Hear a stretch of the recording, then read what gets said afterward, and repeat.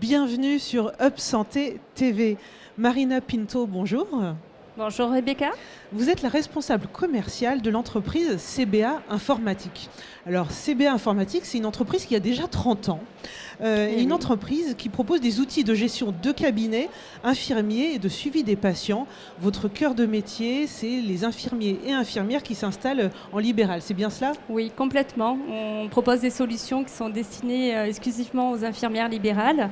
On a fait ce choix il y a 30 ans en arrière et c'est plutôt une réussite. Et d'ailleurs, à cette occasion du salon, vous rencontrez vos clients qui viennent, mais on en reparlera tout à l'heure parce qu'il y a une belle rencontre que vous avez faite ici.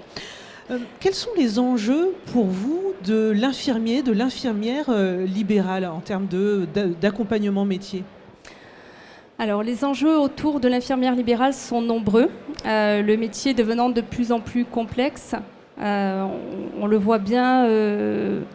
Je pense que l'enjeu premier, c'est de réussir son projet avant tout. Et de bien le penser, parce que les contraintes en termes de rythme de travail, etc., sont compliquées.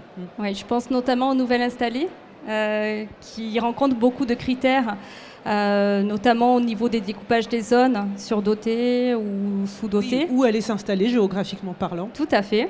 Il y a également l'aspect financier, le mode d'exercice. Et nous, en tant qu'éditeurs de logiciels et partenaires des infirmières libérales depuis plus de 30 ans, nous sommes complètement investis dans cette mission.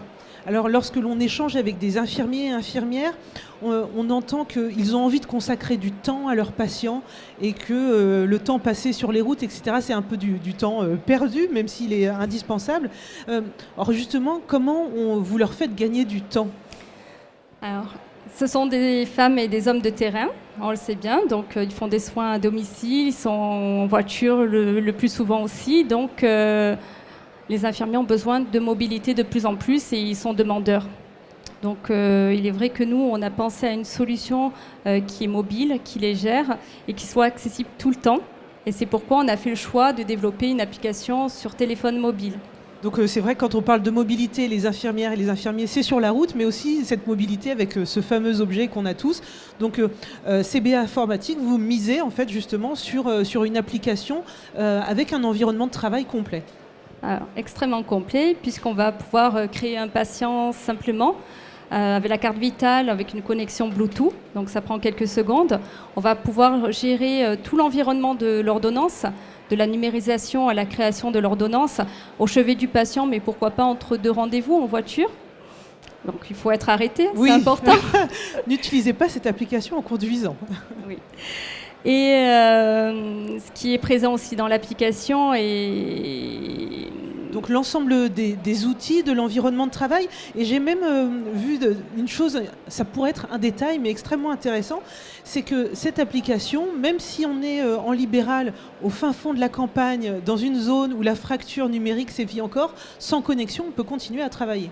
Tout à fait, l'application est disponible sur tout support informatique, sur Apple ou Android, et on l'utilise en tournée sans connexion Internet. Quand on capte un réseau Internet, les informations sont diffusées également sur le logiciel en temps réel. Alors on voit cette mobilité au cœur du dispositif. Et comment vous faites évoluer un outil ? Parce que évidemment le 21e siècle, c'est le siècle du numérique, les innovations arrivent tous les jours. Vous avez aujourd'hui 28 000 clientes. Alors allez, je le mets au féminin, mais on inclut aussi messieurs les infirmiers. 28 000 clientes en France. Comment vous travaillez avec eux ? Comment vous échangez pour faire avancer vos outils ? Notre petite recette, c'est de travailler avec eux tout simplement. On les consulte. On les sollicite, on les écoute. Donc, pour développer toutes nos solutions, on fait une démarche de concertation auprès des IDEL, auprès des infirmières et infirmiers libéraux. C'est extrêmement important. D'accord. Donc, il y a aussi comme une boîte à outils, ou une boîte à idées, pardon, où ils viennent peut-être vous faire des propositions d'amélioration. Alors ça, c'est accessible effectivement sur notre logiciel. Mais au-delà de ça, on va aussi chercher les informations, on les sollicite énormément, on fait des workshops Donc on travaille beaucoup avec elle. Alors, avec eux. être présent sur ce salon de la santé et de l'innovation, c'est l'occasion de faire une veille sur l'ensemble des enjeux, des outils, des partenaires, des acteurs du monde du métier d'infirmière et d'infirmier.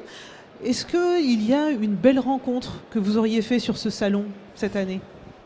Oui, alors je pense naturellement à une de nos premières clientes, qui est cliente chez nous depuis 30 ans. Donc 30 ans, c'est pas rien en termes de fidélité. Et ce qui m'a touchée dans cette rencontre, c'est qu'elle utilisait la toute première version du logiciel Agathe.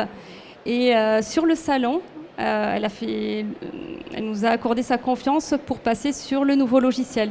Donc ça implique pour nous une grande fierté.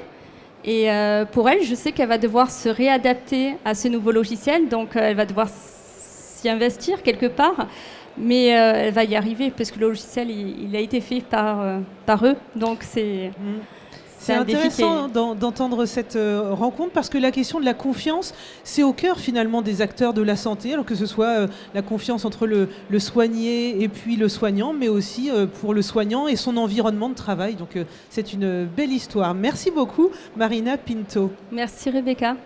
À très vite sur Up Santé TV.